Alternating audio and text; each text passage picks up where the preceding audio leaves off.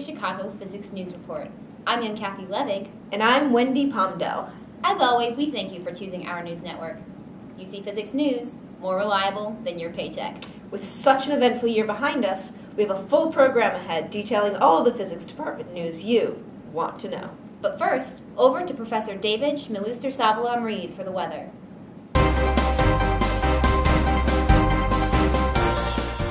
Okay, let's get started with the weather on campus. In particular, as you may all know, the weather in Chicago is just, it can't get any worse. It's the harshest place on earth. In particular, the recent storm has deposited enough ice to make certain roads uninhabitable. You should not go anywhere near these places, so keep this in mind. Keep this in mind. It's this road and that road, okay? So these two areas, okay, these areas, you might die. Just falling, it's over, okay? So just keep that in mind. It is essential for your health, okay? So remember that. All right. Now on to the weather in all of Hyde Park.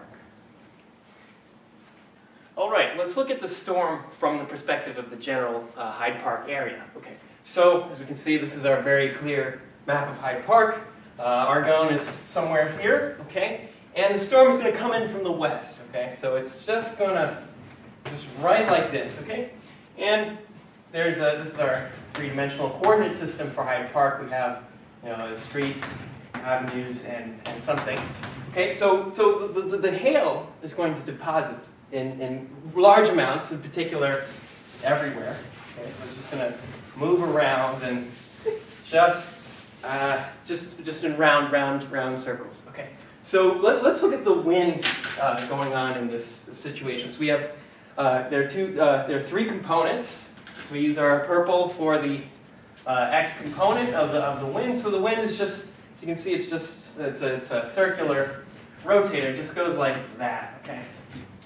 And for the y component, and the x component is going to go wind in the opposite direction. So it's going to go like that. Okay. So in general, just go, when you're walking, just go the other way. Okay. So are there any questions? Okay. What a truly transparent weather report, David. Now, on to our community updates. How are things looking, young Kathy? Things are interesting as always, Wendy. Yesterday, physics department morale went up a full 12% when graduate students found 6 uneaten pizzas in 206. Estimates show that this timely snack has saved their PIs $2,384 worth of productive work. This time would otherwise have been spent worrying about the value of a degree and being 40 when applying to their third postdoc. In other news, a small riot broke out in PRC as students were evicted from the offices they were originally promised.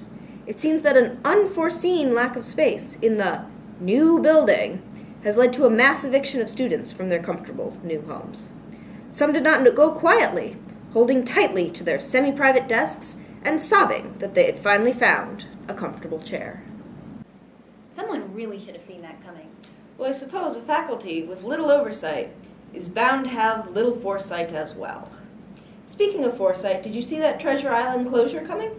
I'm not sure how I could have. I only shop at Hyde Park Produce, and I didn't really have an ear to the ground. But luckily, we have a reporter on the ground right now who can tell us a little bit about how Hyde Park residents are reacting to the Treasure Island closure. How are things looking, Stuart? Well, young Kathy, you said it best. The number of hungry mouths in Hyde Park is unchanged by the reduction in grocery options. Places like Hyde Park Produce are flooded with customers. With Treasure Island's closure, newer customers complain of the lack of options, while loyal HPP customers now have to deal with increased wait times. I think we can all agree that this is still better than the alternatives of Target's less than ideal selection or the grad student repelling prices of Whole Foods. I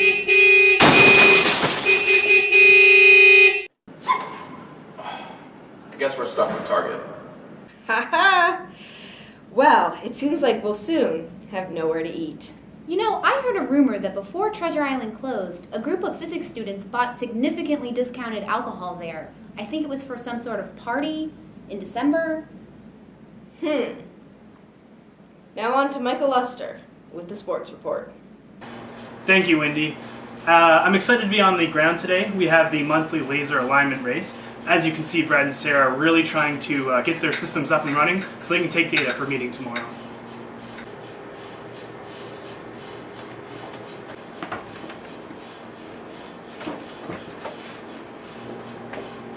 Ooh, an unexpected twist. Sarah is trying to implement a new component, it seems.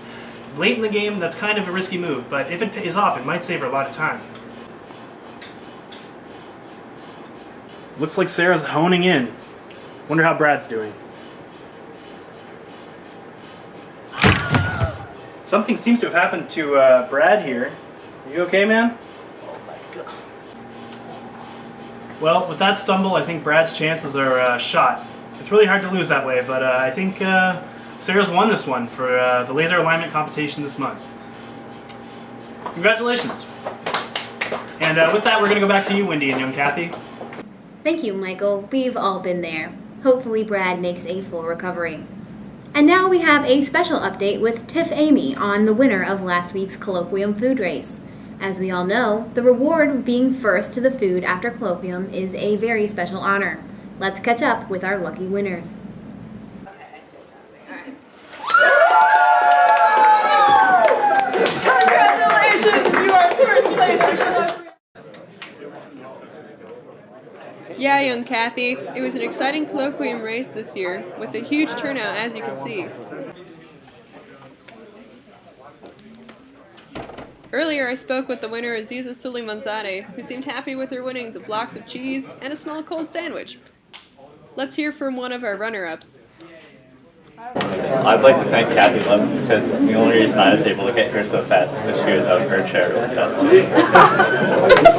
Perfect, you guys. Thank you and congratulations. We should do one more round of applause for her. Thanks, Tiff Amy, for that great story. We wouldn't want to miss out on getting to those tiny, cold sandwiches first. And now we turn to stories that impacted the broader physics community in the past year. This fall, the Nobel Prize went to a female physicist, Professor Donna Strickland, at the University of Waterloo, for the first time in 55 years. Can you believe it's been that long, Wendy?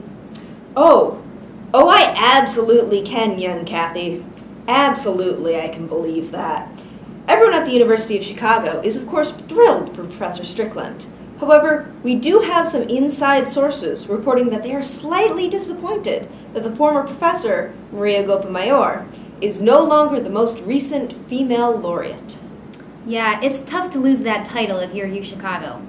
Well, hopefully in 55 years, Chicago can win it back with another female physicist. I guess it just takes that long to find women willing to work hard.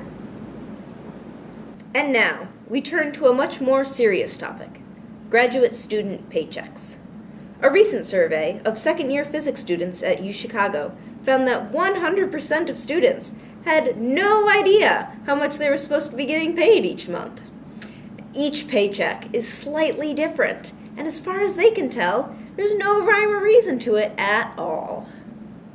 And it actually goes much deeper than just that, Wendy. Students recently compared their paychecks and found that each student was bringing home a very different, very random amount of money each month. The paychecks were totally inconsistent. How is that possible? I have no idea, young Kathy. You would think that a school known for its rigor could manage to be transparent about this. You would also think they could pay all their students on time. But it turns out that in any given month, dozens of students may be paid late. The delay could be a few days or as much as a month. When contacted for comment, David Reed shrugged and said, "Well, it sucks. But I know the school offers loans." Reed has apparently always been paid on time. He also added that late payments were rare, so students shouldn't worry about being paid late. What good advice. I know my landlord feels the same. Yes, definitely. Let's hope that soon everyone at Chicago is paid late. It's a great opportunity to practice patience. To cap off today's program, we head to the field for a special report, live from the scene of a new graduate student's very first TA session. Philippe, what are you seeing down there? Not much, Kathy. It's dark here, both literally and figuratively. Sorry, Philippe. There must be some technical issue. We can't seem to see you at all. Oh no, we're here. Our young TA here has yet to find the light switch. Ah, that's better. So, how are things looking down there? Well, she has her work cut out for her. Kudasov assigned the infinite resistor problem. I overheard some kids outside. They are upset. But, as you can see, she's in the infamous Maria Gopameyer lecture hall. And, as it's the first discussion section of the season, we are at an all-time record high attendance. She seems to be working with more space than the people at KICP. Excuse me. Hey, yeah, you. Is this your first time ever TA? Okay. Right. Well, in undergrad, when I was an undergrad, there was a lot of undergrad students. I was an undergrad student too. And the professors sometimes talked. Anyway, the undergrads came and we, as other undergrads, helped. Sometimes I helped. A few times. Oh, what an exquisitely clear explanation. Just like a UChicago prof. Oh, thank you. Yeah, that was not a compliment. Anyway, it's not going well here. Back to you, Kathy. Is attendance mandatory?